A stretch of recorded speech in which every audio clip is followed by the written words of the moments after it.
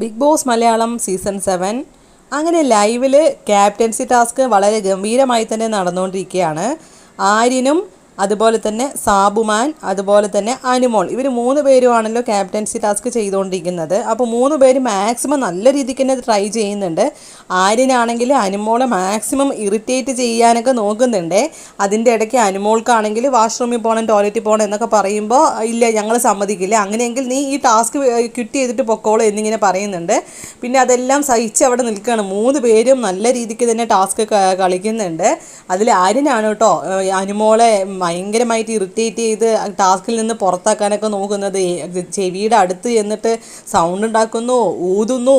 എന്നിട്ട് അനുമോളാണെങ്കിലും ആദിലയോട് ക്യാപ്റ്റൻ എന്നെ ഡിസ്റ്റർബ് ചെയ്യുന്നു, എന്നെ ഊതുന്നു, അങ്ങനെ ഇങ്ങനെയൊക്കെ പറയുന്ന സമയത്ത് ആദിലയാണെങ്കിലും പറയുന്നുണ്ട് നീ ചൂടായിട്ടല്ലേ, നീ ഒന്ന് അങ്ങനെ തിരിച്ചു ചെയ്തോ, ഇത് ചെറിയ പിള്ളേരന്മാരി പിച്ചി നുള്ളി മാന്തി എന്നൊന്നും എൻ്റെ അടുത്ത് പറയാൻ നിൽക്കണ്ട, നീയും തിരിച്ചു ചെയ്തോ എന്നിങ്ങനെയാണ് ആദിലയാണെങ്കിലും മറുപടി കൊടുക്കുന്നത്.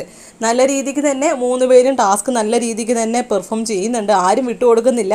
ഇനി ആരായിരിക്കും വിന്നറാവുമെന്ന് നമുക്ക് കണ്ടു തന്നെ അറിയാം. ഇപ്പോൾ ഒരുപാട് സമയമായ ഒരു ടാസ്ക് നടന്നിട്ട് ഇതുവരെ ആരും തന്നെ കിറ്റ് ചെയ്തിട്ടില്ല.